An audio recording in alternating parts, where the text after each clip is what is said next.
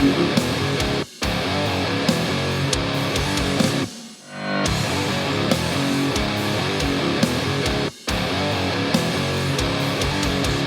are listening to the Mountainside Podcast, and joining us in studio is Ben Davis. He's currently the executive director of the Veterans Outdoor Advocacy Group, lobbying and raising awareness in Washington and across the United States for the effectiveness of outdoor therapy in healing combat veterans, whether it's mentally or physically. This is a great alternative and an incredible organization who's doing some extraordinary things. I really enjoyed having Ben in, sitting down and discussing what all they're doing at VOAG to help some amazing men and women who have served our country. Ben is also a veteran himself after serving in the SEAL teams and multiple deployments. Ben's connection with the outdoors is something special, whether it's through mountaineering, mountain biking, fly fishing. I really enjoyed having him in studio, sitting down and getting to know him during this episode, and I hope that you enjoy our conversation. So yeah, I've been on a Marilyn Manson fucking deep dive since Chris's fight the other night that we both attended ringside. That's right. That's right. Is that the music that was playing when he came out? Yeah. I wouldn't even know. So it was a Johnny Cash cover, but it was by Marilyn Manson. It was like, God's going to cut him down, right? Yeah. So what a fitting song, and it was just fucking badass. But I didn't put it together until we had him on the podcast the other day. Yeah. That was a wild experience, man. That was I visualized it like before I went, what it would be like, and it was nothing like that. Oh my God. You should have been to the one prior to that.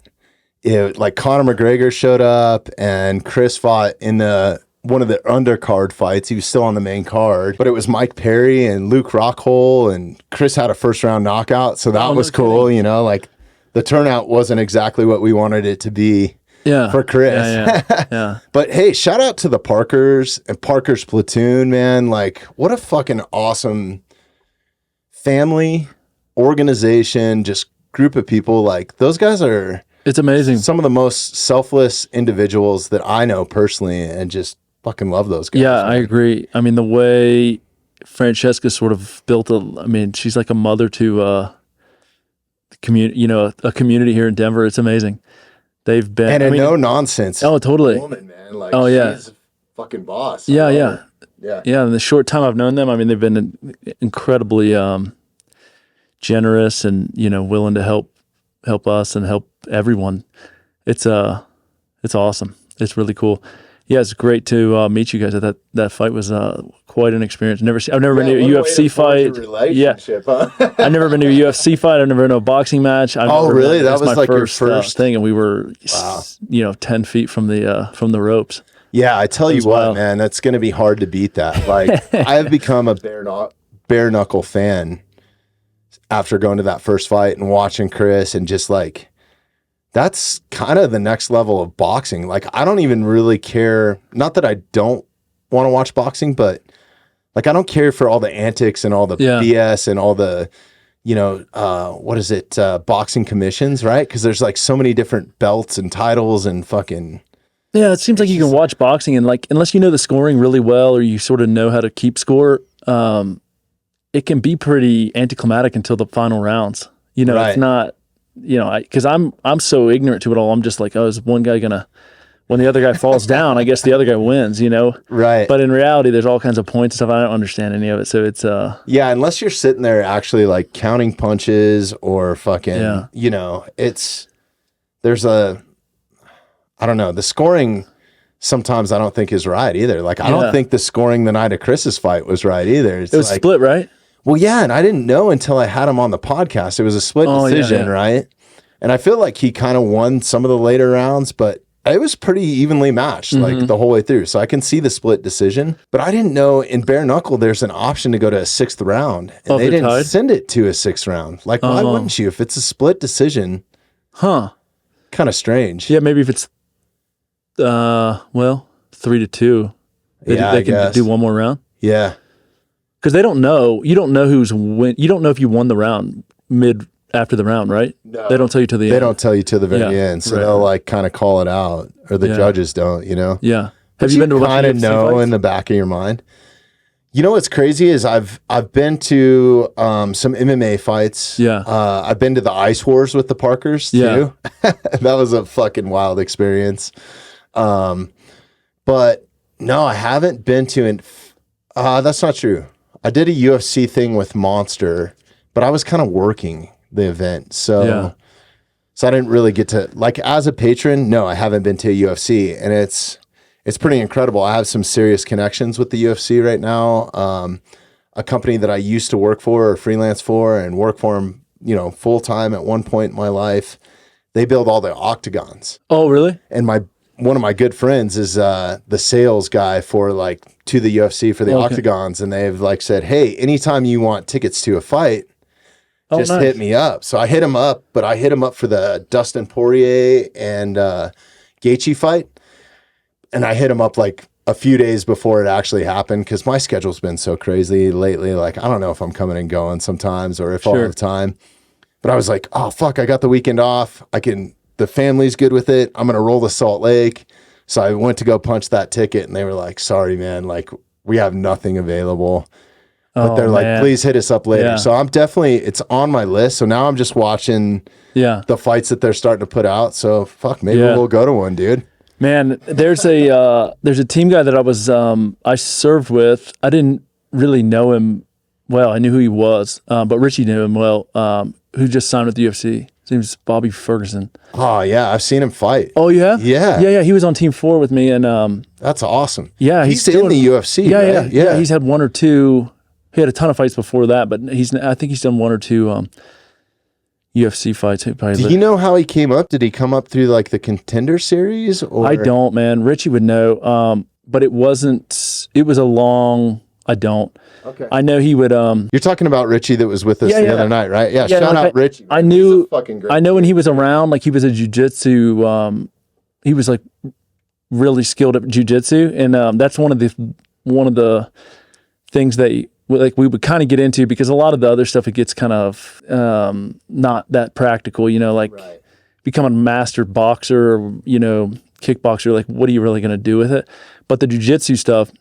Kind of that ground fighting, right? Yeah, they'll make sure we'll invest some time in that, because we don't want to get if someone puts their hands on you, you want to be able to control them, obviously. And so but I just remember if guys were somewhat competent at jiu-jitsu, I remember people saying okay, well, you can go roll with Bobby and he'll kill you. Really? Yeah. So I don't know if he was doing MMA back then, but he is now. Yeah, man. It's jiu-jitsu is a funny thing, man. I'm sure in some of your training, one of my goals in life is to have both my daughters be purple belts before they actually start dating. So oh hell yeah, if they can achieve that by the time they're 15, I might let them go on a date with a dude. You know what I mean? Yeah.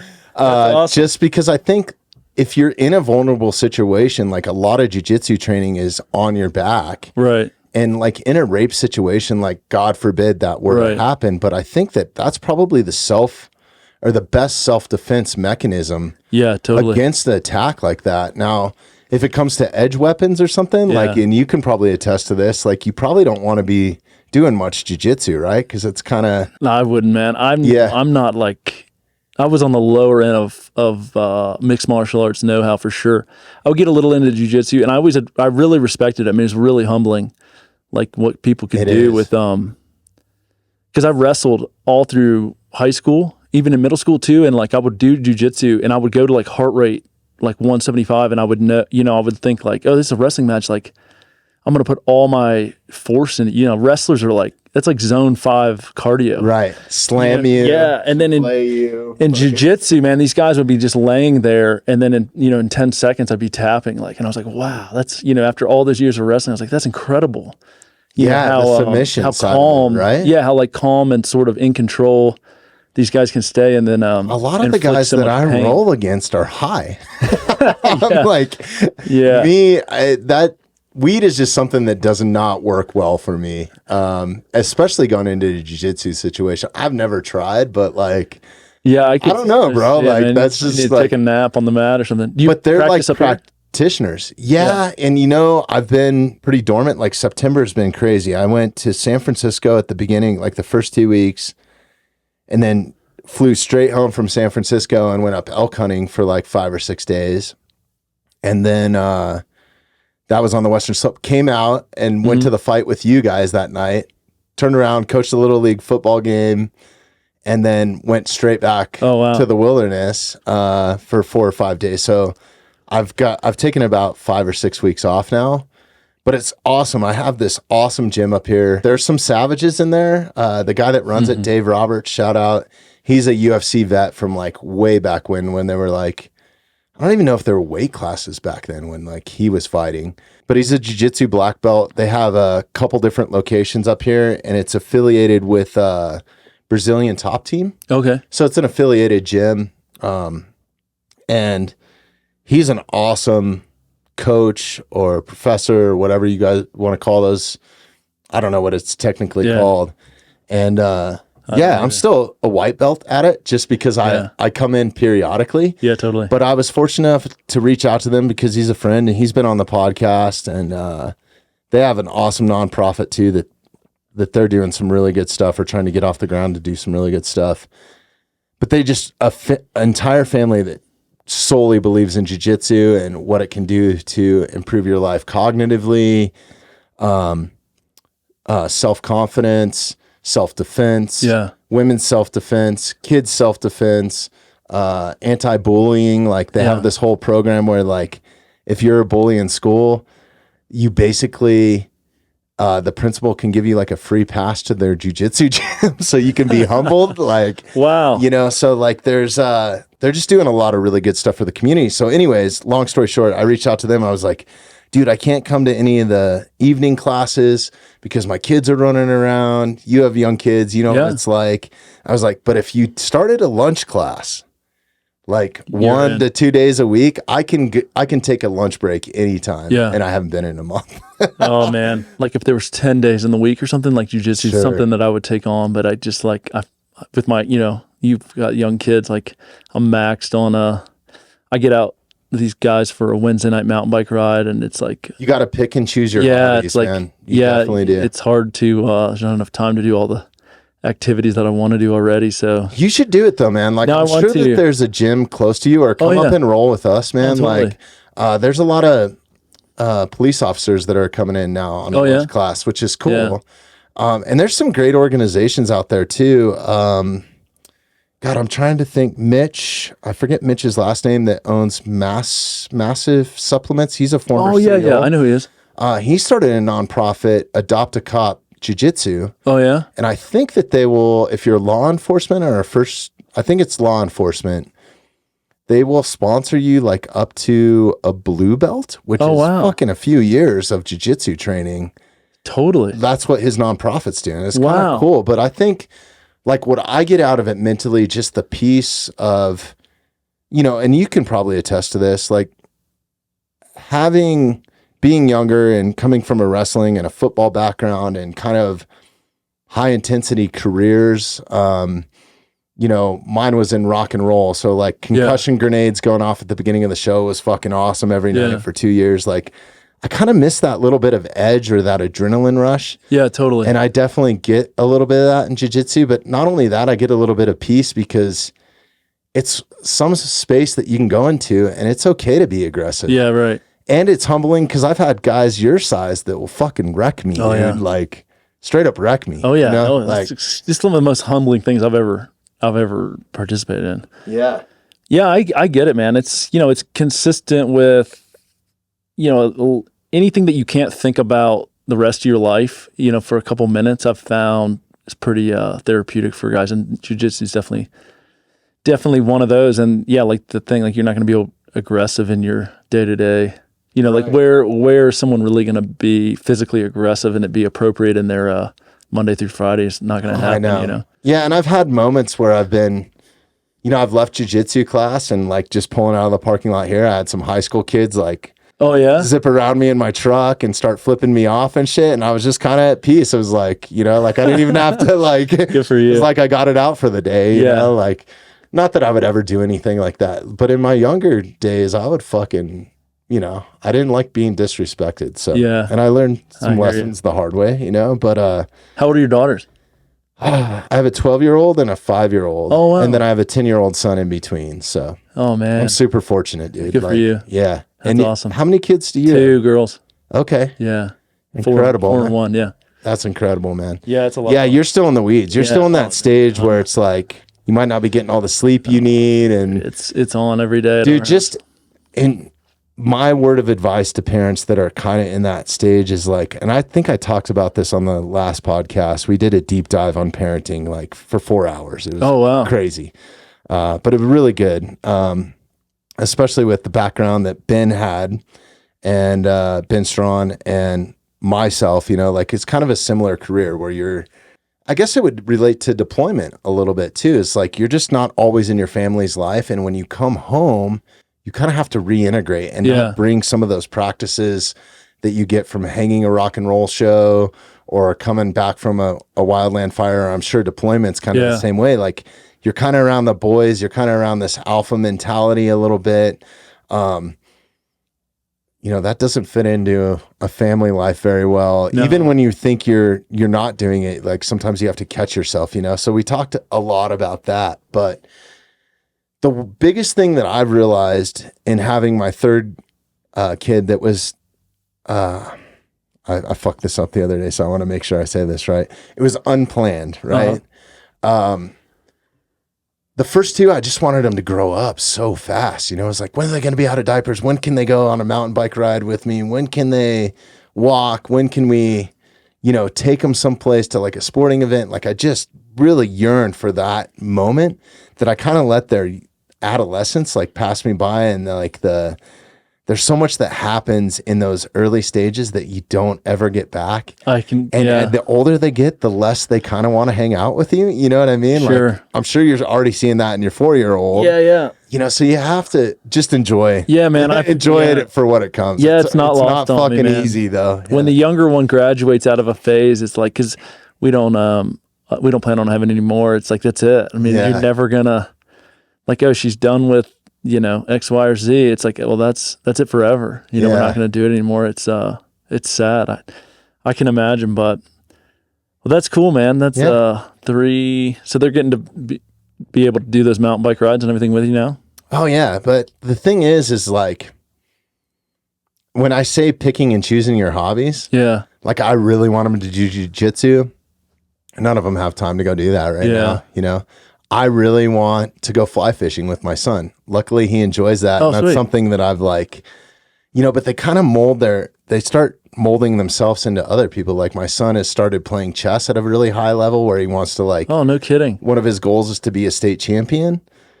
So I'm like, okay, like I kind of wish I never taught him this game, but like he's so good at it now that I can't even play him. Yeah. You know what I mean? Like his dad has had a lot of CTE in his past and like has never really focused on chess and stuff, but it's definitely been it's been something where like picking and choosing your hobbies.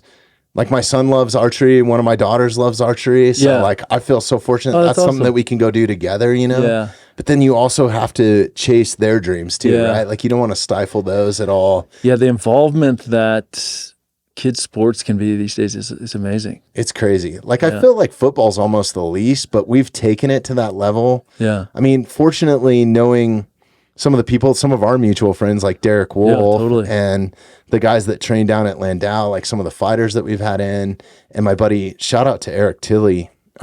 He's a strength and conditioning coach down at Landau. He's invited my son down there to train. So like, but that's in Dove Valley. You know what I mean? So it's a ride. It's a commitment, but like he's getting that training where it's stuff that I can't teach him and I'm learning from it too, you know, like, so. Oh, it's great. It's been cool. It's almost like you learn something new through your kids, you know? Yeah, totally.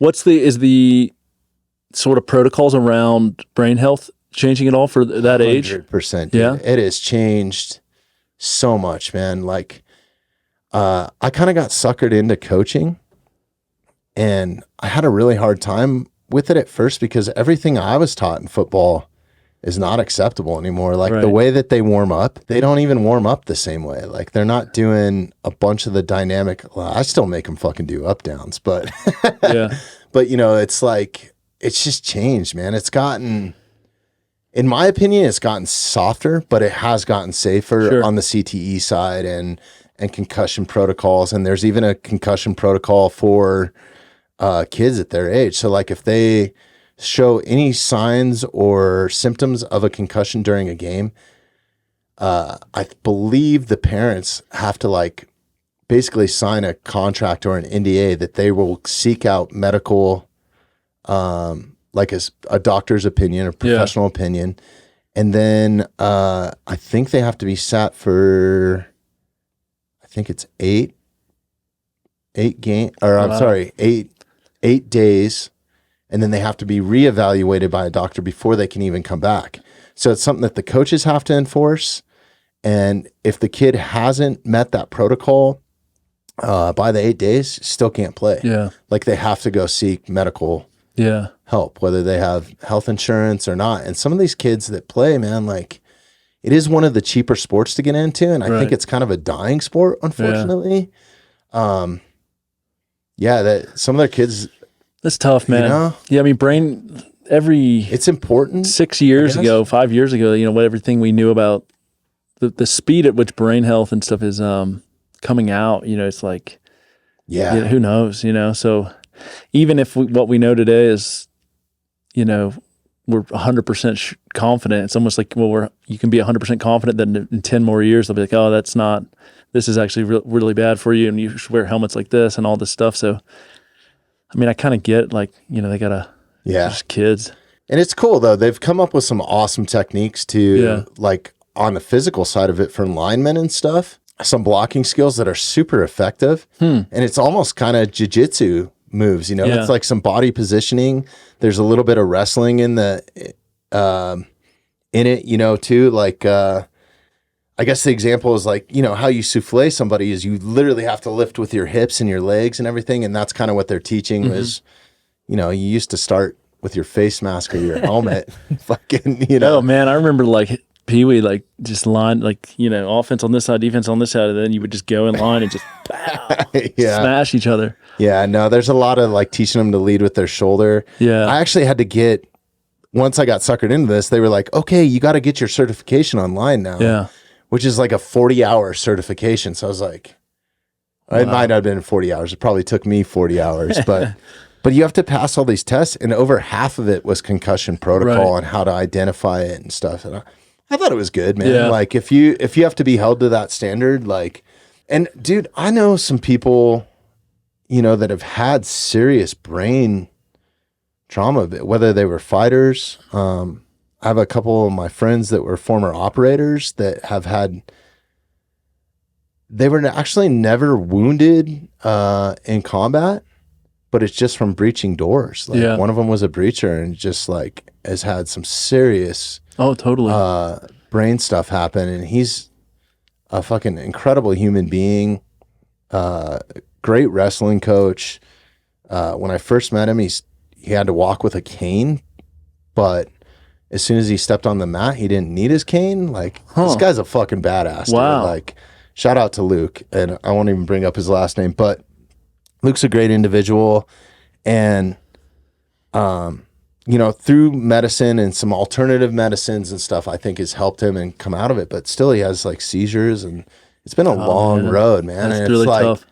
This is somebody that's performed at some of the highest levels in military operations, you know, and was never injured, always had successful missions. You know, I can't speak for him, but it's weird. There's repercussions. They don't come up until post-career or something like that, right? Yeah, I mean, you can probably inside your, you know, your brain doesn't know if you're on a real life target in Iraq or if you're at a training range. You know, if you stand too close, or the blast is built a little too big, or, you know, whatever the case may be. Or I think if you just, you know, I'm not a neurology expert, but I think, you know, 10 years of, you know, doing a couple dozen a year or whatever, once a week. I mean, there's guys that run breaching schools, you know, they're just putting guys through breaching courses. That's their job in the military.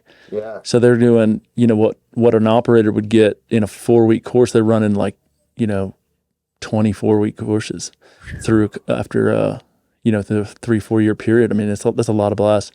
Yeah. And it's like, yeah, maybe one isn't so bad for you, but do we really know what, you know, a couple hundred? And so, yeah, it's a problem, man, because I think a lot of guys that aren't injured real world, mission, on the battlefield, they don't, it's hard for them to say, man, I don't feel so good, or to stand up and say like, man, this is not, I'm not firing on all cylinders, because there's other guys around the team or whatever that have, that were injured in combat, and they're, you're going to say, you're not going to want to raise your hand to get, medical attention, or like, what do you mean? It was just training, or whatever. But, I mean, it even happens at the Pee Wee football level. Like, yeah, I've seen it with kids, like, Coach, I'm good. And I'm like, no, are totally, you? Man. It's that kind of sort of, when you're around an alpha mentality, I don't care what it is, or the expectation is physical. Yeah. The last thing you want to do is let down a teammate. No, totally. Right? It's like, and sometimes the minutes following a concussion aren't so intense. You'll, get your bell rung, you stand up, maybe you got your wrist smashed in too, and you're like, damn it, my wrist is killing me. And then people are like, hey, you feel all right? And you're like, yeah, I'm fine. And then it's 48 hours later, you wake up and you're like, man, I don't even remember driving home last night. I don't, you're doing all this, you've got all these symptoms, but it doesn't really, it's not necessarily going to be there on the football field after the play. Like, oh, I just had a concussion. The guy's going to be like, he's got adrenaline. He's like, I'm fine. Yeah. But he's not fine. So yeah, it's scary, man. It's scary. It's good that people are, it seems like, I don't know. There's definitely a lot more awareness about it. And I've actually lost a couple friends, or a friend, to suicide and they attributed it to that. Yeah. Like, and I know that there's a lot of NFL players that have, like Junior Seau is a prime example, like, high level individual. It's like, I don't know, man. Take care of your brain and your back, dude. I think that those are the two main things, right? Absolutely. Like, if you can take care of those, you're doing pretty good. And I don't think I really took care of mine in my younger years, but now I'm super conscious about it. Like, oh man, me too. Yeah. And you know what? There's some crazy studies coming out, and I just learned this from Strawn, who was just in, and not to even go down this path, but he's a big proponent in using psilocybin for some healing stuff. And he was telling me that there's some studies out there that they're doing right now that they think that psilocybin specifically, even in small doses, might rebuild brain neuroplasticity, which is kind of your like learning stuff. Like your brain has more plasticity from the ages of 1 to 5 than it does at any time in its life. And then from 5 to about 15, and then it just slowly starts to drop off and diminish. Right. So it's almost like a supplement, something that can rebuild it, I guess. Yeah. That's, it's like getting more and more, probably not even a week goes by where I hear of a veteran that's microdosing psilocybin and having, great results from them. Yeah. I think if they can get it dialed, if it helps somebody, man, it's so much better. In my opinion, this is just my perspective, and I don't know, I'm not a fucking medical doctor or anything like that. I'm just thinking out loud. But for me personally, I think I would take that approach over like SSRIs or like some of this other medication that I know is just force fed to people. It's like, hey, I'm not feeling so good, I'm feeling depressed. And they're like, if you go see your normal physician, they're going to be like, here's the script for fucking whatever. Right? Yeah, absolutely. I mean, that was the way, that was sort of the motion of it for a long time throughout most of the global war on terror. I think, luckily that conversation's starting to change, and it's like, hey, let's look at, maybe we don't rule out SSRIs, because I think I know that there are certain circumstances where that, pharmaceuticals are going to help the brain chemistry. Yeah, I think if you have psychosis or something, like going on a mushroom trip is probably not the best idea, dude. You know what I mean? Like, no, totally. Yeah, totally. But the point is that no one's circumstances are going to be the same across the board, and so no treatment, is going to be the same for every single person. So we can see that just in people's diets. Oh, totally. And I know what I've done recently, just diet wise, what it does to me cognitively. Oh yeah. Like I am sharper when it comes to jiu-jitsu, more physically aggressive and on a higher cognitive function if I'm fasted. Oh yeah? Yeah, which cool. is wild. You know what's crazy is dude, if you would have met me last year at this time, no, I think I was kind of through it last year. So it's, let's say a year and a half ago. Dude, I was like 330 pounds. Oh, yeah? Like I was a fucking big boy. Biggest I've ever been in my life. You know, the careers that I came out of where you were on your feet for like 20 hours a day. If you were on a stadium gig or something, dude, you were walking 20 or 30 miles a day sometimes in those stadiums, man. It's crazy. Yeah. Like we're not just back there slamming Jack Daniels and, you know, partying with chicks. There's some hard work involved. But anyways, so I think like taking that away from my life and then, you know, what I do now is it's heavily, a lot of what I do is working remote and it's on the computer. So my eyesight's gone to shit and it's not as physical because I'm more in a managerial role. And like the way that our industry has gone or the way that the world has gone corporately even. Yeah. You know, everything is done from email and computers and screen shares and even post-pandemic, like a lot of these companies aren't even having people back, which I think in turn you could argue has made some people's lives better because they're finding time to work out because they're at home, or maybe they're working out while they're supposed to be on a Zoom meeting or something, you know, but more power to them, dude. Like if you can multitask and do that, like there's times where I cognitively go and work on the podcast. Yeah. You know, or take notes, but I'm in the gym. Right. And that's when I find like I'm the most productive is when I'm like kind of doing two things at once or if I can't figure something out, like the best thing for me to do is get out and go for a hike. Oh, totally. You know what I mean? So yeah, I think just the way that the world's evolved, I think that that's probably a big reason why there's an obesity epidemic. And I fell right into that, right? Yeah. I'm a pretty active guy. I go to jiu-jitsu and I know some of it's genetics too. Like, you know, like I must have a slow metabolism or something. And then you factor in, you know, anything that you buy off the shelf, including prepackaged steaks from the supermarket, have some sort of preservative or chemical wash or something a dye to make them look red or like, and I think literally just cutting all that out of my diet is what I attribute most of my weight loss to, man. That's like, awesome. Yeah, I just don't think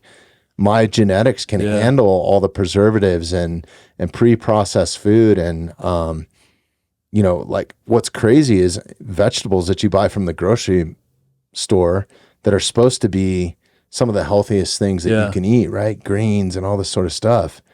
If you really look at what's sprayed on them to make them last for 2 weeks and then, you know what I mean? Oh, it's totally, like, man. dude, there's all kinds of really underlying shit that's in them. I've been really into this topic the last few weeks, but like what I found is sort of frustrating is like, if you come up with you get sort of behind a theory and like a plan, like you can just find anyone. You can find someone, you know, online in the podcast world that's usually a medical doctor that reinforces that. And then you can go find another medical doctor on completely the other side of the spectrum. You know, it's like in this new world of, you know, ease of, you don't have to go read 100 You have to studies. like subscribe to a diet now. Like mostly what I'm doing is carnivore. Yeah. But I don't tout that I'm doing carnivore all the time because it's almost like this little tribe of like these like, yeah, people are gonna like, you know what I mean? Talking about? Yeah. But you can find medical doctors that explain how carnivore works, and then you can go find medical doctors that are vegan, you know, plant-based, and they'll have the same amount of studies, the same amount of, well, this says, and I graduated from Stanford, this and that, and they're all credible. And it's like at the end of the day, it's like, well, shit, man, what am I supposed to, you know, someone tell me what's it's a roller coaster ride too. I think that's worse for you than anything is going on these radical crash diets, that's right? Problem, so like, man. It's like, okay, I'm just a vegan, right? Yeah.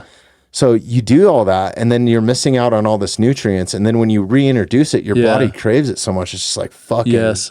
It holds on to it all, right? Like, so it's kind of the same thing with me. I would imagine if I went back to eating anything that had like high amounts of sugar in it, I'm sure I would just balloon right back up, and probably even worse, dude. Like that's the problem. Is like if you can't find something that you can physically mentally have the discipline to stick to, I think is the hardest part. That's my problem. I'm more proud of myself mentally than what I achieved even on the weight loss. And I lost like 70 pounds, bro. Like nice. But I will attribute, this disclaimer for sure. I know for a fact from doing body scans, a majority of that was muscle mass, because your body will start to eat muscle mass over fat. I don't know why. Yeah. Unless you're lifting heavy shit constantly. Yeah. You lose 70 pounds, you're going to eat a lot. Yeah. Gonna be and a lot muscle of muscle weighs more than. So how much do you fast just in the morning, or is it like multiple days? And man, it just depends. If I'm hungry, I fucking eat. Dude. Like if I wake up hungry, I'll eat. But like today, and I'm not strictly carnivore now. I did it for 100 days to get some blood work done. So it was like a baseline. And that was fucking one of the toughest things mentally I've ever been through, dude. Like just 100 days of meat. 100 days of meat with no seasoning, no butter, no fucking like. Oh my goodness. Yeah. And how was, I don't know if you want to say it on here, the cholesterol was in range? I worked with some doctors that don't subscribe to a primary approach, but these are guys that help keep athletes at an optimum weight for their position. So if they have an NFL linebacker per se, right, and they're trying to shave time off of his 40 or his side shuffle, they're looking at it scientifically, right? And they're like, okay, this is what you need to get macro wise. This is your thighs way too much right now. So you need to stop doing deadlifts and you need to start doing whatever this workout, right? So we need to lean you down here. So they're looking at you to optimize you to the point of being successful at whatever you want to athletically achieve. So when I went to them, they were like, what do you want to achieve athletically? And I was like, I instantly, I had to go back and kind of think about it. I was like, fuck, do I want to look like Sylvester Stallone?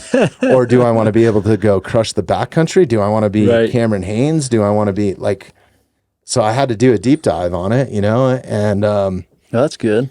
Yeah, no. And so now I'm just trying to optimize that, right? Because that's more the focus, like, and your body will naturally turn into what you need to be physically, right?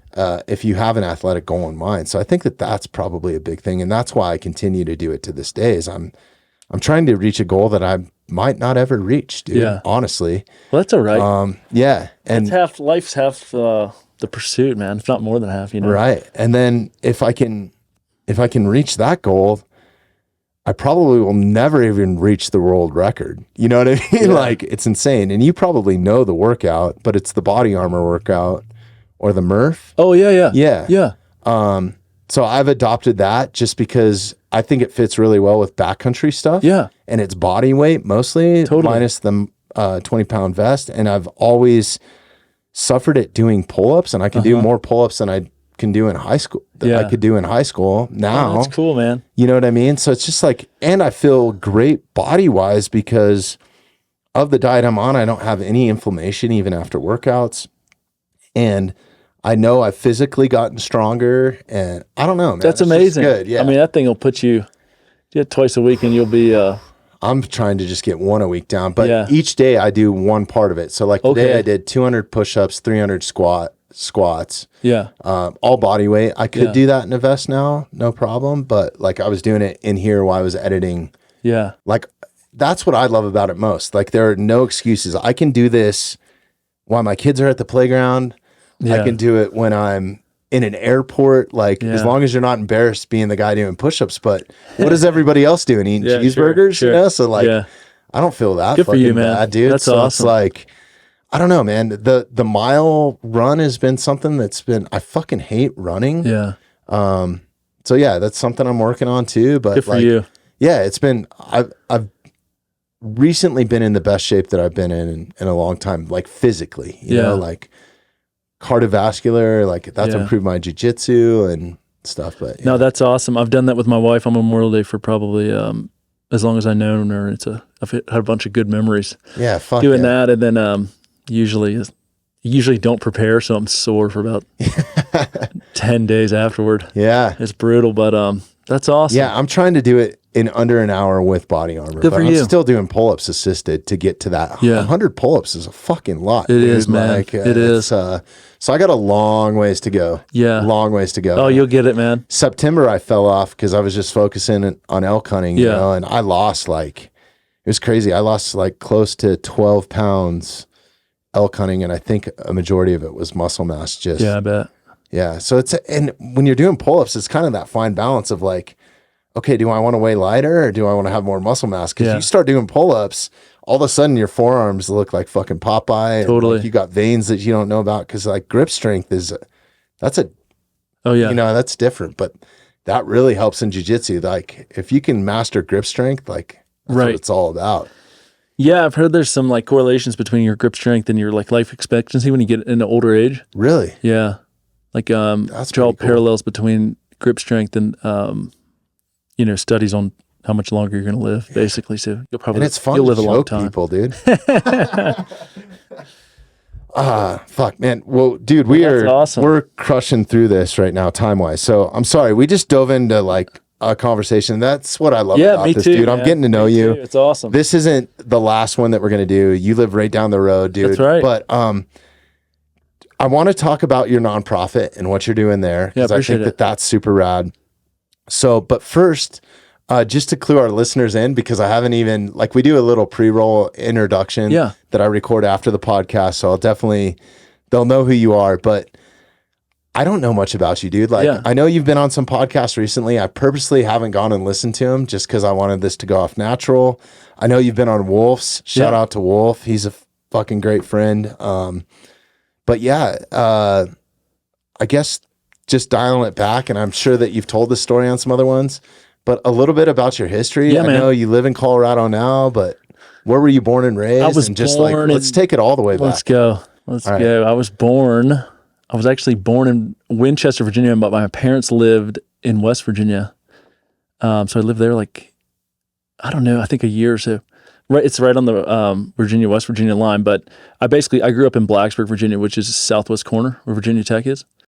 Yeah, just pretty standard, middle class upbringing. Everybody, there's not much there except for the university. So all of my classmates and stuff, all their parents worked for the university, and it was all, pretty normal middle class upbringing. It was great. And then I wrestled in high school, like I said, middle school and high school. I was really into that. I know we can get along now. Yeah. I was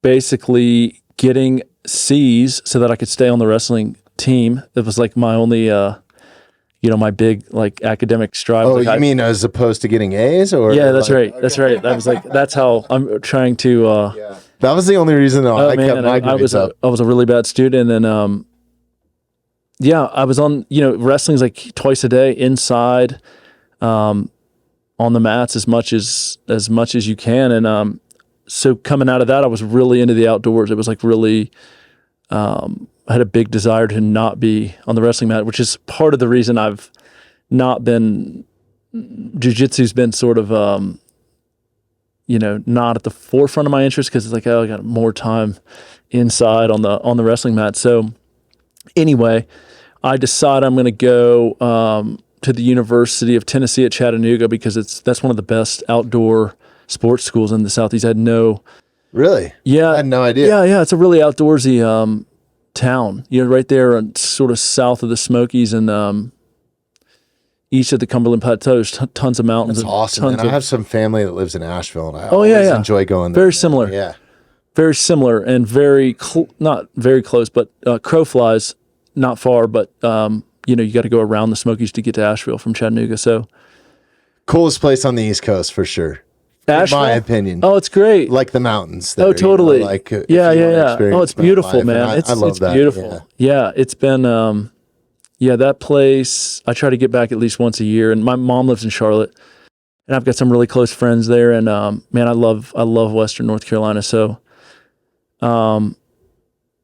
yeah, man, tried to do the college thing. My parents wanted me to do it. I thought everyone from my high school went to college. I thought it was what you had to do, but I didn't care about it at all. So I got down there and basically was a couple notches above failing out until around my fourth year when my colleagues were going to graduate and I wasn't. And I was like, what should I do? Like my parents were like, we're not giving you another dollar, So this is post-graduation or? No. This is like when I should be graduating. Okay. I wasn't. And I broke my shoulder, my humerus head in a kayaking accident. And like kayaking was what was really keeping me from partying really. I mean, I was super into it and I loved it. And you had to sort of drive all around the country. And that's a fucking crazy sport. It was, man. When I look cool. at it now, I'm like, golly, that looks scary. But I was like as into it as you could be. And it sort of kept me in shape and it sort of kept me from drinking beer all the time. Just kept me at some of the time. And so I'm looking around and I'm like, even if I do graduate, then what? What am I going to do? And the guys I was in college with, they seemed to have like an idea, but I didn't want to do any of the things they wanted to do really. And I had some friends at the Naval Academy. My best friend went to the Naval Academy from high school and they were finishing too. And they all had to go be in the military. And anyway, this buddy of mine was like, man, there's this thing called Navy SEALs and you should just do that. And I was like, well, I didn't go to the Naval Academy. How am I going to do that? And it doesn't matter, man. You just enlist in the Navy and you can just do it. And so I didn't really know that much about it. I mean, a little bit. This was pre-Bin Laden raid, so people knew what Navy SEALs were, but not like today. Right. And yeah, I just thought, I'm doing this. This will be a second chance I can kind of like wipe the slate clean. Did you go check out any of the iconic films like Navy SEALs or anything with Charlie Sheen or any of that? Like, yeah. Okay. I didn't funny watch, because like, how old are you? I'm 35. Okay. Yeah. So some of the guys that I know from the teams are a bit older than you. And like some of them attest like, that's why like watching that as a kid is why they wanted to be a Navy SEAL or Rambo First Blood or something. Yeah. Like that. So I'll tell you what I did watch was, the Discovery Channel did a documentary on Buds. And it was in like 8 episodes. And I watched that. I've probably seen, in a year's time, I probably watched all 8 episodes like 40 times. I knew all the characters and stuff. I was super into it. And it's embarrassing for me to admit that now, but I'll do it. Yeah, so I think it's better than fucking the movie Navy SEAls. Have you ever seen that? I've seen it. Yeah, fucking lame, dude. Yeah, there wasn't as much going on in the media at that time, but anyway, man, I was just like, this is going to be a fresh start for me. I'll prove to, my friends and my family that I'm not this guy who's just getting C's and D's in college and do something with my life. And there's not much story after that. That's basically like, I just went out there and it was a fresh start. And I was lucky enough to make it through all the training and whatnot. And I think that's a feat in itself, dude. Yeah, it was like, what's the attrition rate? It's damn it, we need Jeremy here. It's probably like anytime. It's probably like 85% maybe. It's crazy. Yeah, it's hard to tell. So, because some guys will like get knocked out, but they'll come back later with other classes. So yeah, I went out to San Diego and I didn't know, I just knew the guys that I'd been in boot camp with, and I was like, here we go. And once I started like getting some wins in training and like, all right, man, now there's only, there was 200 people here yesterday. Now there's only 100. Now there's only 50. And then my confidence just sort of built up like, man, maybe I'm supposed to be here and maybe I'm not a loser. And then that sort of set the tone, like, and then fast forward to like 9 years later, I'd done 3 deployments and I was engaged, and man, it went by like that. I mean, it just I elected to go out to Virginia Beach, which I regret. My family was in Virginia, 5 hours from Virginia Beach though.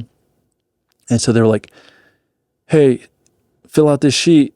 You guys are going to graduate in a month. You want to be here in San Diego where it's, like beautiful. You can go surfing.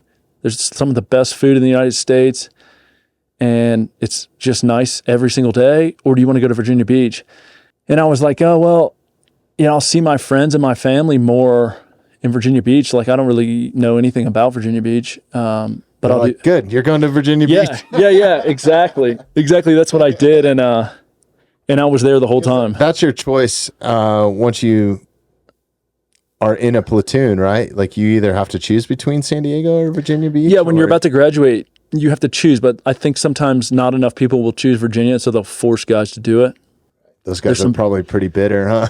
Yeah. It's not all bad. Like it's, the community there is very tight.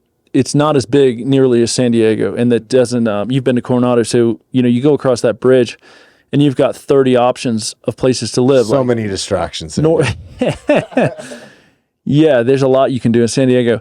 But the guys live in any multitude of 10 different areas. In Virginia Beach, they all live sort of, in the same spot. So you'll have, if you live in a typical cul-de-sac type neighborhood, like there'll be other SEALs on your street, or you go out to dinner. It's a really tight community, for better or for worse, and it's really work focused. The guys are really sort of not that San Diego isn't, but you're kind of a SEAL in Virginia Beach, and you're living it, breathing it every day, and whatnot. So in that aspect, it's a great community, but in terms of like the town and stuff, there's, I didn't enjoy it at all. It's nothing to do really, but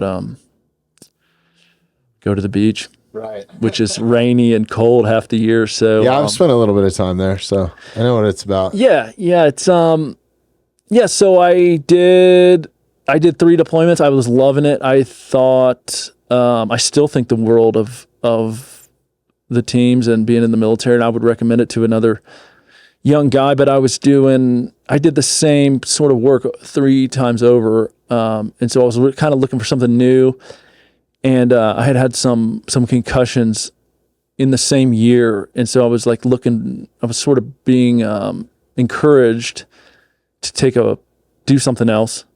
I was kind of looking to do something else because I had been deploying to the same continent for 6-7 years, and my wife was pregnant. And so I was just like, man, what if we got out? This was a good time. I had a lot of curiosity about the world and myself and how tough I was and what it was like to be in combat. And, I'm not as curious as I was anymore. And we could get out and move to Colorado and raise our kids. And so that's what we did. And I've been here for 4 years. That was 4 years ago. Do you like it here? I love it, man. Yeah, I love it. It's a great state, man. Don't tell anybody else. I mean, as we're touting it on a podcast. I was thinking yesterday how lucky we were in Winter Park in Grand County, and it was kind of this blend where the leaves were still probably on their last week, but above about 11,000 feet was snow. And so when you look at the mountains, you can kind of see the yellow at the bottom and then white on top. It's amazing. So epic. Oh, it was incredible. And I was thinking about how much I like it here yesterday. So yeah, and we're happy to have you, dude. Man, especially I still feel like I love having veterans, people that genuinely care about the outdoors, appreciate the outdoors.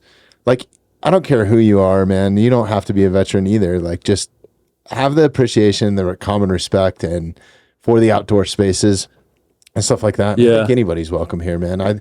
I know a lot of like what are dubbed as native Colorado people have a chip on their shoulder about it, but like, dude, you're not going to change that, man. It just I mean, what can you do? Yeah.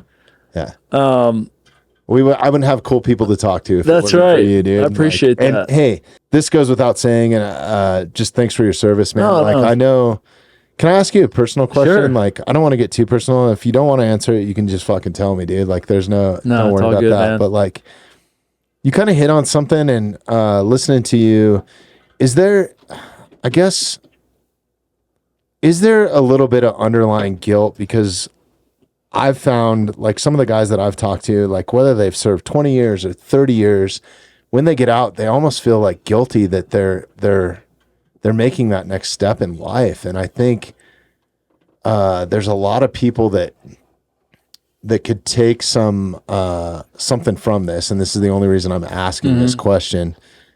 it's almost like you're leaving your team or your platoon or your unit, or it could even be wildland firefighting, or like your level of servitude to take on a normal life. And you guys have sacrificed over half your life, which most civilians have never even thought about, other than like donating to a nonprofit, or, you know what I mean? Like there's not a whole lot of servitude in our country. So like, I think people that do it at the highest level, and then when I talk to them, it's almost like, when it kind of comes up to their like transition, it's like this, it's not uneasy. It's just a hard thing for them to swallow, man. Do you kind of feel that way a little bit? And do you notice it in the community a little bit?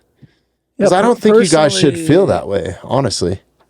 Yeah, I think like in my conscious mind, when I talk through it, I don't feel guilty, but like in my subconscious, sometimes I do.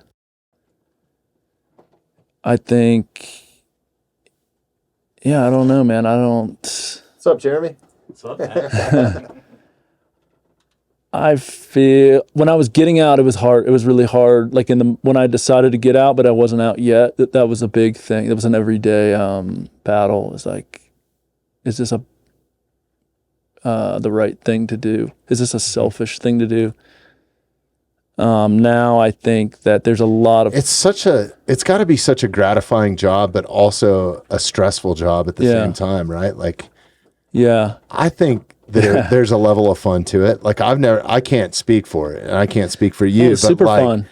It's a very rock and roll job, man. Yeah, like it is. I love rock and roll, dude. Like I love rock and roll because there's explosions and and cool stuff going on, but like also just that.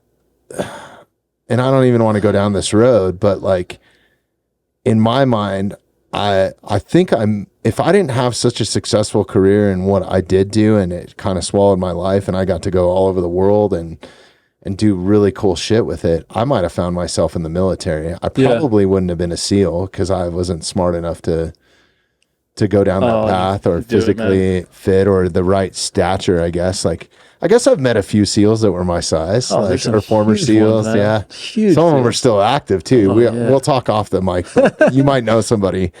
I guess there's a few boys that played like college level football that were SEALs, you know? So like, totally. Linemen too. Yeah, when like, you're going not through little dudes. When you're going through the training, like it behooves you to be little, like a runner. But after that, the guys can get huge. But for the most part, like you guys aren't the biggest guys, but no, that's sort of fucking destroy that's people. Sort of a misconception, man. I was like, I mean, there's dudes that definitely fit the look for sure, but there's really lethal, very guys I've seen capable of some serious violence and some serious athletic feats that are 5'9", $150, you know. Fuck yeah. Yeah, you see it all the time. Well, that's kind of what we were talking about with jiu-jitsu too, man. Totally. Like, you cannot judge a book by its cover, man. Like, it's funny because where I know a lot of the guys from your community, and they were former SEALs or former operators, are from personal protection. Like, they all kind of fall into, or not all kind of fall into that. I totally fucked that up. Disregard everything I just said there. Dude. A lot of guys transition into that, you know, either contracting or personal protection. And it's just crazy. Like, some of these guys aren't like the hugest stature, but like will destroy you. Cause I've tried to sabotage them in the back hallway of an arena or something, you know, on purpose, because we ended up being friends and they have a wrestling background. And as soon, you guys like to pick on people too a little bit. So yeah, totally. It's an unassuming group. I mean, but you definitely see, for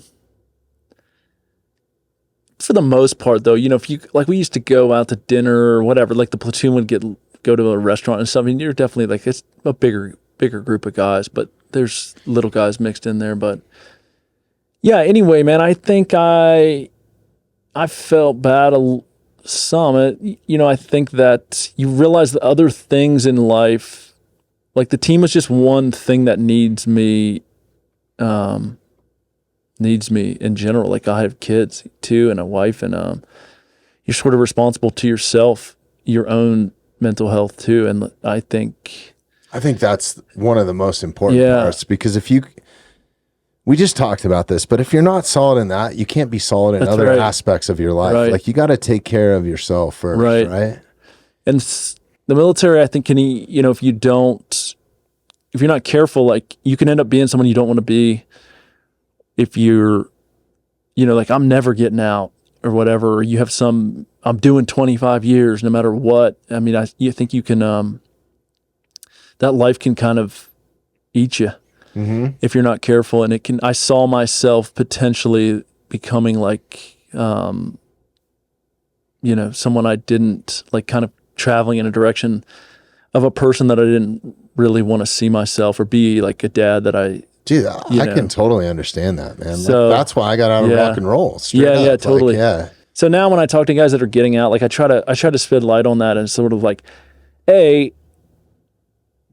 you going to be doing combat missions in the second 10 years? Or like, if you stay in, are you on your next deployment, are you going to be, saving the innocent and taking down terrorists? Or are you going to be in Germany or, elsewhere, doing a job that you don't really want to do, that isn't, and away from your family?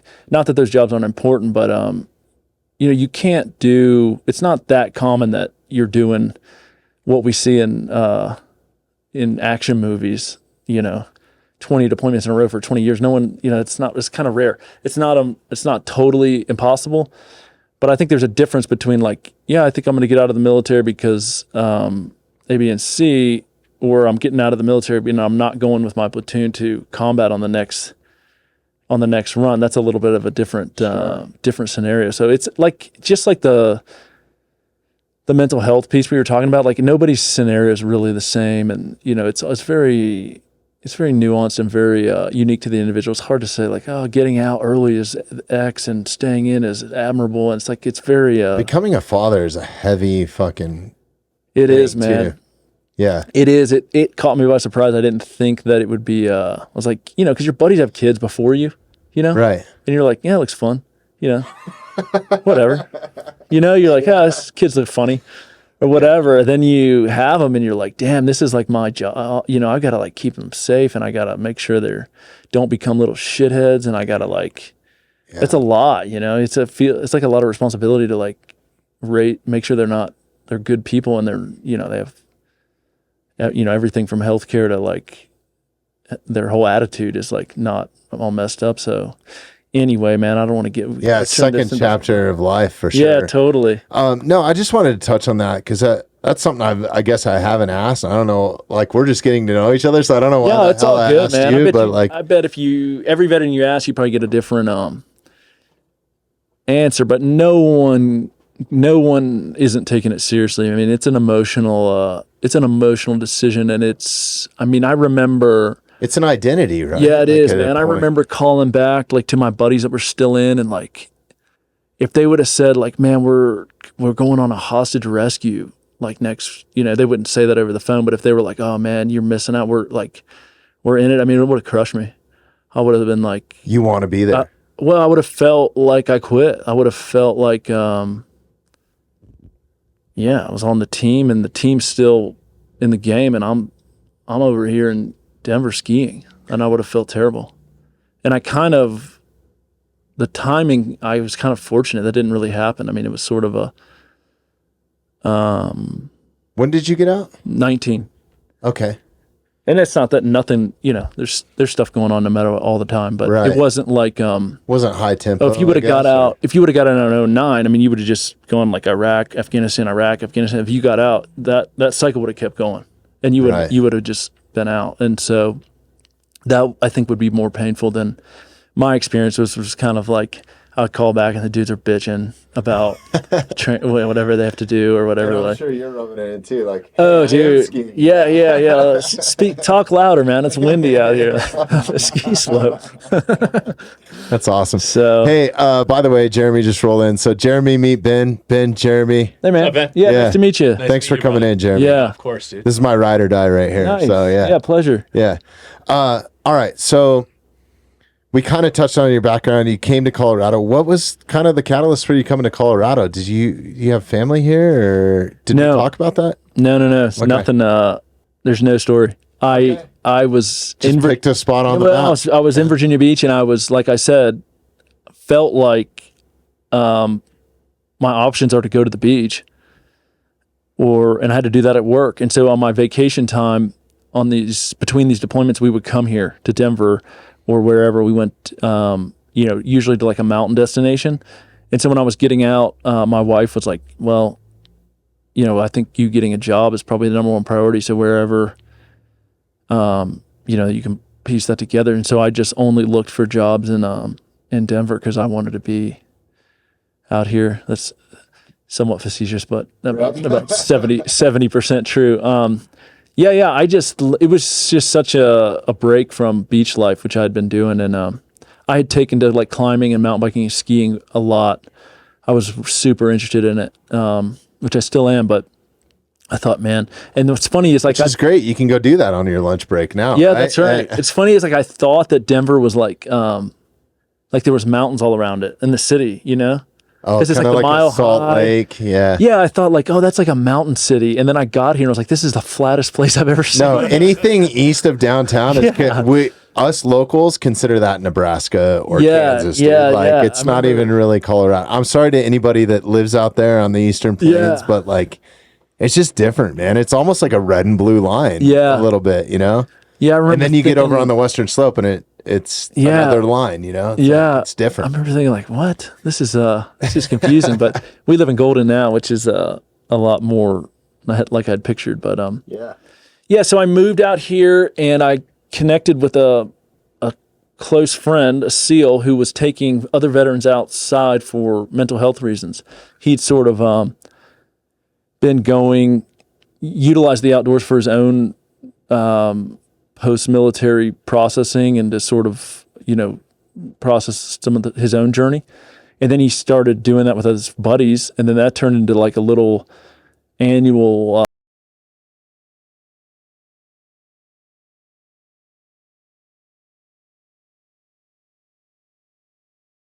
teamed up with another SEAL, and they were like, man, this is so, palpable, and this is a real thing. This is a real form of therapy. I know it is for me, and I know it is for these 50 other guys I've done this with. It's one of my biggest things. It's my biggest self-help therapy is like, awesome. That's why I take time off and go in the backcountry in September. And the only thing that'll drag me out is going to a bare knuckle fight with you. You know what I mean? Like, even my wife knows, it's like, unless one of the kids is like dying or the house is burning down, like I'm probably not going to come out. If your car breaks down, I got a plan B. I got a backup car, Like, no, totally. Like that's the thing. Type of thing. Everyone gets it. Like, it doesn't take a Andrew Huberman chemistry lesson to explain, like, everyone who participates in some sort of outdoor thing knows, the therapeutic benefits. So anyway, about this time, there was a bill was being drafted. It was just an idea that would bring outdoor recreation therapy to the VA. The sort of end state being veteran goes to their psychotherapy provider or their care provider, and they're on the list of pharmaceutical prescriptions would be yoga, a multitude of things, and outdoor therapy being one. So like a physical therapy then. Yeah. So the guy could, the care provider could say, hey, we know a lot of vets have found fly fishing to be cathartic, or elk hunting or skiing or whatever. If that's a program, you can get enrolled and you can participate, and we'll cover the cost. No different than any other healthcare thing. This was amazing. This is through the VA. Is it currently? Yes. Almost. Very close. Really? Yeah. It's being studied through a task force. Because all we hear about the VA, and I'm probably a spreader of some propaganda too in that realm, but most of the guys that I talk to are my personal friends and are incredible people, and but it's just always a horror story from the VA. So I'm glad that there's some sort of reform or change that might be happening there. Yeah. Yeah, I am too. For that. I am too. Yeah, it doesn't have the best bar barroom reputation. Right. So anyway, started a nonprofit, said, let's advocate for this bill. Let's bring this to as many veterans as we can. Let's change, let's not just take 100 veterans outdoors. Let's change the way we think about veteran mental health and involve the outdoors forever. And so we advocated for that bill for from about 2017 to 2020, and it got included in the Compact Act, which passed. And that initiated a task force, which is running for 2 years to study the efficacy of outdoor recreation therapy and the use of public lands for veteran mental health and non-mental health as well, physical health, just access in general. And we're about 13 months into it. And so at the 24th month, this task force, which we're on, will write a recommendation letter to Congress and say, hey, this is, VOAG's job is to make sure the letter said, hey, this is real, this is working. VOAG is the name of the organization. Of our organization, yeah. Yep. VOAG is it's our mission to make sure that letter says, this is real. How is it spelled? Is it spelled? VOAG is Veterans Outdoor Advocacy Group. Gotcha. Yeah, it's voag.org, voag.org. So that's what we're all about. It's advocacy. We do some trips. We used to do a ton of trips. Now we do a couple a year to sort of shine light on the benefits of it and help the organization grow and scale and everything like that. And but really it's a legislative advocacy group that's trying to get this put into the VA for the long term. So it's been awesome, man. That chapter of my life has been one of the most the best. I mean, it's been a huge blessing to be part of VOAG because, like you said, like the identity piece, I got out here and I got a job in tech and I was sort of Well, it's not... The one thing I noticed when you sent me the link prior to coming on the podcast after we hung out that night, I thought was really cool is just the amount of people that you have involved and medical professionals that are involved and people that come from all different walks of life. It's not just veterans that are out. Yeah, it's an incredible team, man. It's a big team. Yeah, too. It spans way more demographics, veterans from different wars than I knew when I first got involved. I thought like, okay, well, we'll skin to the top of a 14er, and when we ski down, we get like this adrenaline hit, and we're like, it's badass, and it's therapeutic to me. Like that's the deal. And now I found out that Vietnam veterans meet in Central Park on like Sunday mornings, and they meet up together and just walk the park. People stand up paddleboard on totally flat water. Like it doesn't have to be the X Games, to be therapeutic. And it's like everything from climbing to Denali down to like a walk in a park, and it's amazing. So it's across so many different types of. It's across. I mean, there's not economic or there's not anyone that is a veteran and isn't interested in terms of it's kind of a SEAL thing, or it's kind of a an Army thing. It's none of that. It's across the whole board. So there's been an amazing team. Like if there's one thing we've done well, it's like somehow through the grace of God we got some really smart people involved that have really helped us. That's awesome. Helped us move the needle. So I can attest it's a blessing, to that. man. Like I said, I'm a huge advocate for that, but I know, and I've worked with some nonprofit organizations that do a similar thing, not on the legislative side or getting it to the VA, but basically they're not putting a limit on anybody with a handicap or a veteran. A lot of these guys are severely, how do I put this? Disabled, or just mentally not stable enough to really check in and do something. Or it's weird about the outdoor community. If you're a skier or a bow hunter or a fly fisherman, like the moment you walk into one of those pro shops, you're automatically kind of judged. Like it's kind of there's an ego inside of that community, right? I've talked about this so much. And I think that it's such bullshit. Yeah. I think that if you are a good shop pro shop, whatever it is, fly fishing shop, and I've touted this since day one, like, be nice to fucking people, dude. Especially don't make somebody feel dumb for asking a question that's common, or like, this is how we keep this going, right? And like, there's different levels to everything, right? There's a different level to bow hunting. Not everybody's going to be Cameron Haynes. Yeah. Not everybody's going to, spike in like Aaron Schneider. Like, just be accepting of whatever it is, because I think one of the coolest things about your organization and what it brings to the table is there is a massive decline in people that are using the outdoors for recreational stuff, which will then in turn, we're so lucky in the state of Colorado, there's a ton of public land, right? Right. If people aren't using it or not using it to its full potential, or people aren't hunting, eventually that's going to get taken away, or the decline's going to happen. And there's groups out there that are advocating for hunting to be taken away completely. Yeah. You know what I mean? Right.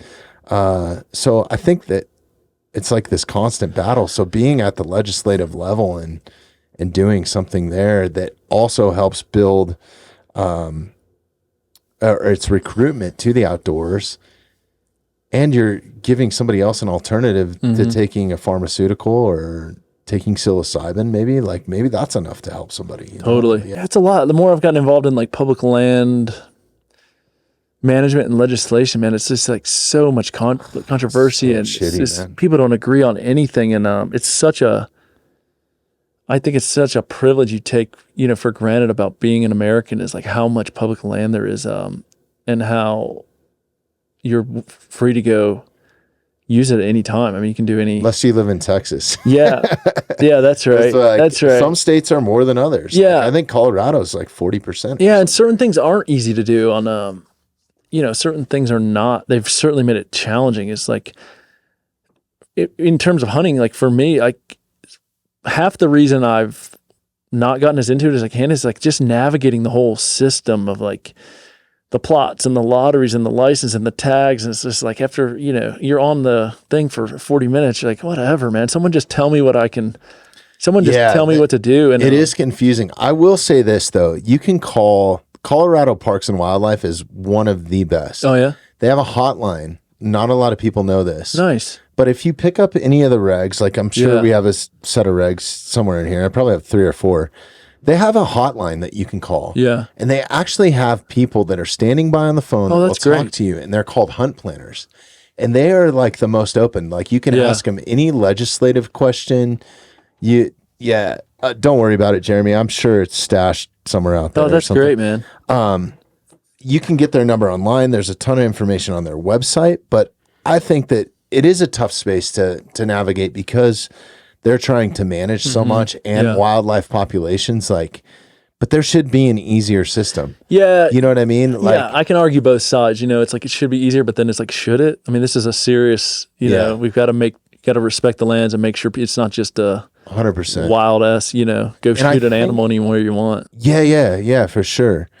And Colorado, just so people know that are listening to this, that are considering hunting, it is one of the easiest states to hunt in on those lottery scales, because if you don't end up drawing a tag in that lottery scale, you can literally go to Walmart. Even if you're an out-of-state person, you have to have a hunter safety, I believe.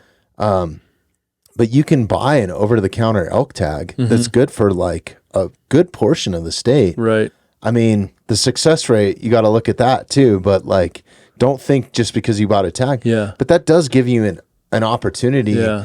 And it doesn't matter. Like, you can buy that as long as you're within the season, you know the rules. Like, there's a ton of places you can go. Like, you don't have to go through that lottery system there. Right. Like, if you just want to get into it and try your luck or try it for the first time, that. Right. No, it's incredible, man. It's so lucky. Like, just in terms of, not just hunting. I mean, like mountain biking. You wake up on Saturday, like, which of the 50 trails in gotta pick your County, hobbies, right? Yeah, Jefferson County do we want to go on today? Anyway, I don't know how we got on this topic, but yeah, sorry, we went down a hunting path, but I want to learn. So with VOAG and the organization, what are some of the things that you guys are trying to achieve where if somebody wanted to get involved with it, okay, let's do it. Let's break it down two ways.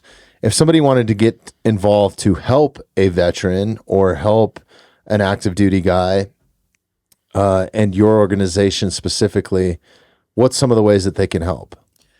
Yeah, so let's think about it like micro, like help tomorrow, and then like, let's help the big system. How we approach the whole system.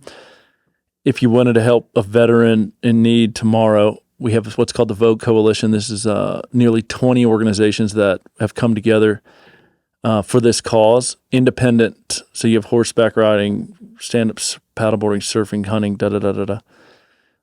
there's about 20 of them, and these are the actual implementators of outdoor recreation therapy. They will receive the veteran, take them on the experience, and so you can reach out to us. That's awesome. So I'm sorry, I'm gonna pause here for just a second. little. What all are you guys doing? I mean, so we don't. You said hunting. We sort of our core mission is advocacy. It's all think Capitol Hill work. You.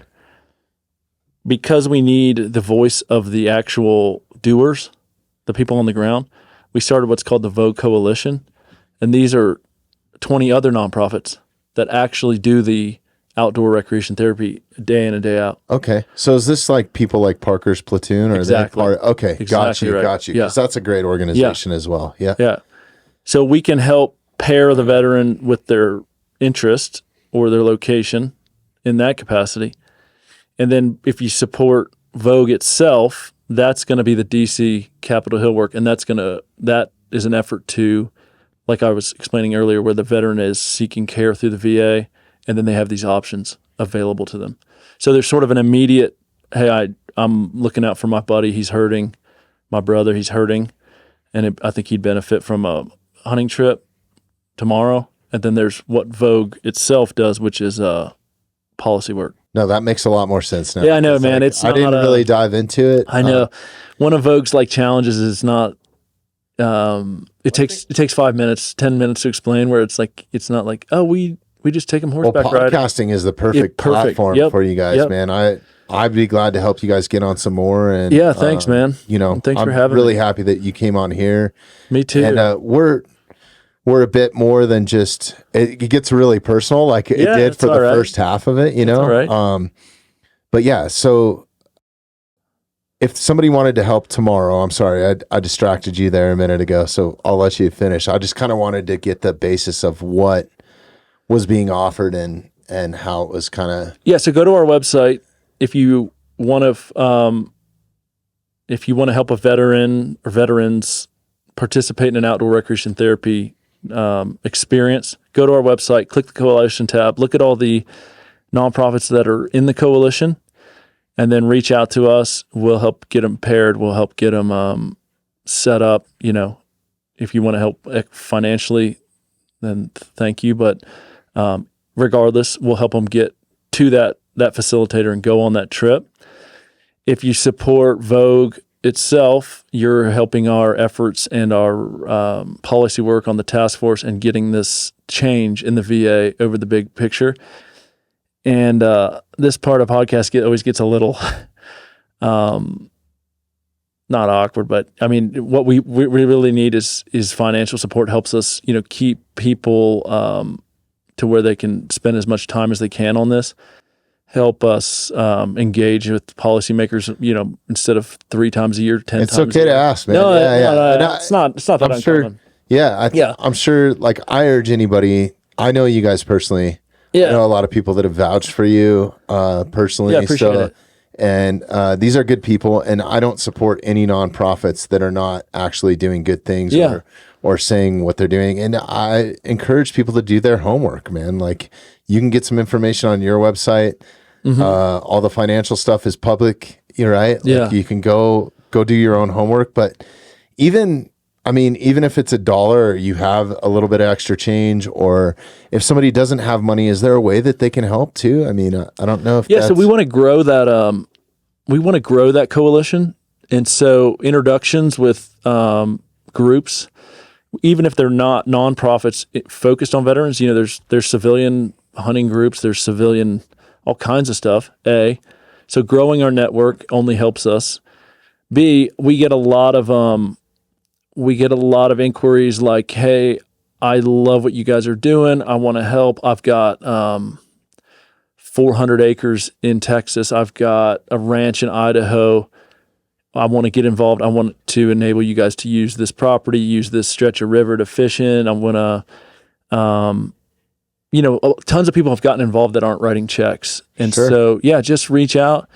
And, and then I think the last thing would, is to communicate to your own lawmakers at the state level or the community level, or, even county level, man. Even to your congressman, all the way up the board is like, hey, I know I'm a veteran, or I know some veterans, or I've heard about VOAG, and this is participating in outdoor recreation is something that's made an impact in my life, or my brother's life, or my dad's life, and it's not right that the the whole thing is propped up by the Bass Pro Shops and the Black Rifle Coffee Companies and the on it, and a lot of these groups that are extremely generous are really why we're able to do so much. That's not 100% the case. There are like some great grants and some different programs that people can enable, but in large part, a lot of these nonprofits you see that are taking veterans out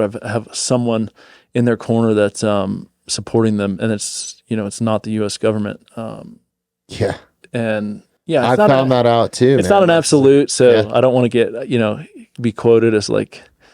Point is, but the private sector is doing a disproportionate, and private individuals that are wealthy are doing a disproportionate amount of supporting this effort than they should, in my opinion. So, if we can reallocate some tax dollars, I'm not much of one for more taxes normally, but like something like this, I could stand behind, I think. Yeah, appreciate it, man.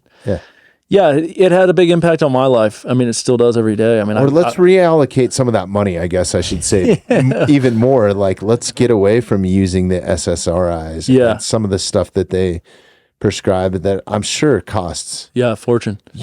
And especially when it's at the VA level, I'm sure that they're getting charged more than you are walking in with your rx.com. Yeah, it's not an expensive program relatively to, some things that the military and the Department of the VA spend on. So, we're not asking for a crazy, 100 new F-16 jets or something, a couple $1 billion. But anyway, man, you gotta have if you did ask for that, they like peeling those big checks out. Maybe you can. Right. I want to see what the flag sales were since that. I'm sorry, we're going down a path I don't even want to go down right now.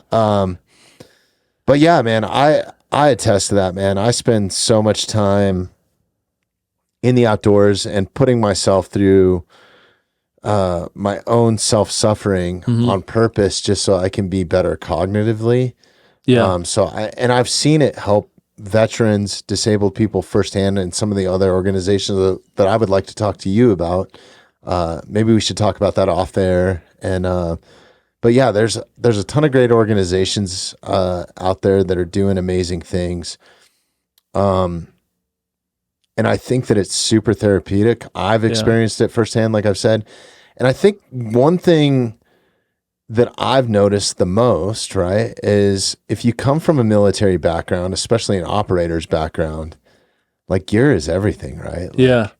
And hunting is kind of the same way, and fishing is kind of the same way, and backcountry skiing, and maybe not stand-up paddleboarding, but like there's still gear involved. And it's like to have that purpose for you guys with, that are so bred with, I call it OCD, right? And how your gear's put together and maintaining that and having that.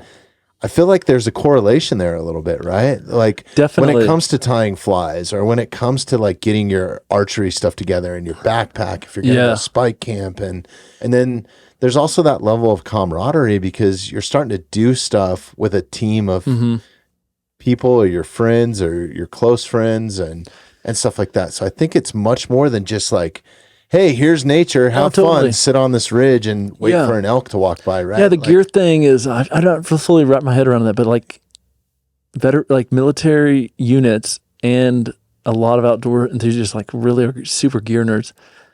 The camaraderie part, I mean, when you go in the outdoors commonly, not all the time, but you sort of, there's sort of a silent agreement between you and the people you're with. Like, hey, I'm going to look out for you on this hunt or this trip or, this ski trip or whatever. And, you're going to look out for me. And, there's sort of a risk element. And I think that's every day on deployment. I mean, that's how you wake up and go to sleep, and that contract is in place. And in the civilian world, that's rare. That more rare. It's like, I think hunting might be the closest thing to it that you could do as a civilian, where you're actually like, and I'm not comparing the two. There's two totally different things. Yeah, I get it. But like, there is, if you're doing it at the level, whether you're sitting around a campfire drinking beer, right, and road hunting, you're still there with your buddies. Yeah. And like, if you shoot something, there's still some shit that's going to go down. There's some adversity you're going to face. Totally. Like, and that's the worst way to portray hunting in my mind, right? Because I do it the opposite way. But now we're starting to get back into those cliquey things. I'm better than you because I do it this way, right? Some people might not have that capability. Yeah. Maybe they're hunting from a wheelchair, right? Right. Like, that happens, dude. Oh, totally. Like, so anyways, but I think the facing some adversity and doing it as a team, like, that's why I only invite certain people elk hunting with me. Yeah. It's like, I want people that I can trust, that if I pack out your elk, you're not just going to leave elk camp. You're going to stay and help me. You know what I mean? Like, it's kind of that. Yeah, and I think there's a little bit of team building out there, and there's facing adversity is just one of the best things. You were in Afghanistan 2 years ago, and now you work at Google. Like, you're really going to crave that community and that dependency on each other is going to be really. I think, I don't want to speak for anyone else but myself, but like, it makes sense that's what that's a therapeutic experience, or they miss it, or it's plus you get to put the cleanest food on your table. Yeah, that's right. And that feels good, right? Totally. Like, that's an accomplishment in itself. Awesome. Ben, and we're coming up on time. I want to be respectful of your time. Thanks for having me. Yeah, and I'm in no rush either. If you can hang out for a minute. Sure. Is there anything that we didn't talk about that you wanted to dive into? Because I just totally took over this conversation. Oh, no. It's all good, man. No, it's great. I think I loved it, man. It's great. There's nothing else. I don't think... Yeah, it's VOAG.org, VOAG.org. And we're always looking to grow the coalition and always looking to work with other groups that are focused on the outdoors and veteran mental health. And there's a long way to go. We've come a long way, but I think there's still, we could do a lot more. So, well, dude, I'm here to help you, man. You guys have a platform here. What we do here is, it's more individual based. Yeah. But I'm all about helping organizations like yours and Parker's Platoon and like just good organizations. River Deep's another one that's been amazing. You guys always have a platform here to talk about whatever you want, and I encourage anybody that's listening to this that has the means to help support these organizations. If I stand behind them, I've done my vetting, and it is a good organization. So I want to open that invitation. Plus, I enjoy you as a person, Thanks, dude. Man. Like, so, I appreciate that. I enjoy you too. We have recurring guests. Like, I've tried to build a little bit of a community here. I've kind of kept it close knit with just like some common friends. We share a lot of mutual friends. Totally. So you're part of the crew now. So we'll have to get you back up. And you live right down the road. That's right. 20 minutes. Yeah. So, what's coming up with VOAG right now? Like, what's the biggest thing that's happening at the moment right now that you guys are kind of working on, or could use some help with? Yeah, so we just wrapped up our annual coalition summit. We were up at the Eisman Hut in Vail. It's north of 70. It's about 8 miles north of 70 on Vail. It's beautiful. It's the highest hut. It was amazing. It was an amazing trip. You can check out the video online. And can we pull it up here, or is it super long, or it's 2 minutes? Okay. Is it the one that you sent me the other day? Yesterday. Okay. Got to go to, that's it right there. That's a reel probably. This is awesome, man. Who put this together for you guys? A veteran named Lane Mathis is a beautiful cinematographer. Or is he a local? Yeah, he is. Together we lead Veterans Outdoor Advocacy Group, or VOAG. In 2020, VOAG was a veteran service organization that focused on taking veterans outside. We then had legislative success with the Accelerating Veterans Recovery Outdoors Act. At that point, we realized we had a decision to make. We could continue taking veterans outdoors, or we could try to create systemic change in the way we approach veteran mental health care. That is when the VOAG Coalition was born. The VOAG Coalition is a network of organizations based across the United States dedicated to delivering outdoor experiences to veterans across a truly diverse range of modalities, from rock climbing to paddleboarding to hunting and fishing. By accessing U.S. lands and waters, coalition organizations bring vets together throughout the year and harness the power of community and the outdoors to improve veteran mental health. With access to the VA Task Force, this group has a unique line of communication for sharing issues that will have long-term impact on veteran care. That's badass, dude. That's to those under the cinematography is awesome. It's amazing, man. Tremendous These opportunity guys really to leverage talented. our collective voice in sharing both best practices and challenges in implementing outdoor therapy programming. We're in the That's beautiful Rocky Mountains of Colorado. That's the spot That's you're the talking about. hut. Yeah, we were just up Several there. members of the VOAG Coalition to lay the foundations for our future advocacy. First and foremost, we've planned some. So all the people in this video incredible events head a on the nonprofit trails in and America. around the These are fire all to build a like more directors of different cohesive nonprofits. community in an environment that feels like home. We're also hosting sessions that cover a breadth of topics, from enhancing program effectiveness to understanding research behind the effects of the outdoors on the human nervous system.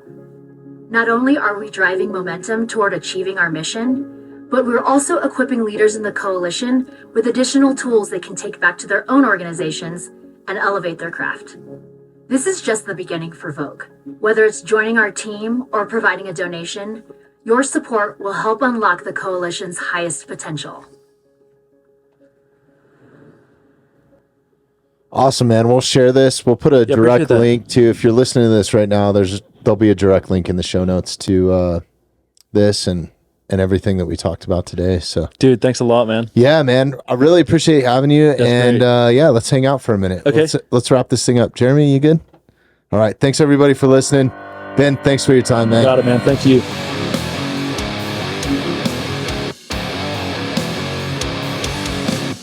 Thanks for listening to the Mountainside Podcast. If you haven't had a chance to do this already, please take a moment, follow, like, subscribe, or rate on whatever platform you catch the Mountainside Podcast at. Also, if you'd like some more information on upcoming episodes, safety tips, access to all of our affiliates, and all the badass discounts that we get here at the Mountainside Podcast, check out themountainsidepodcast.com.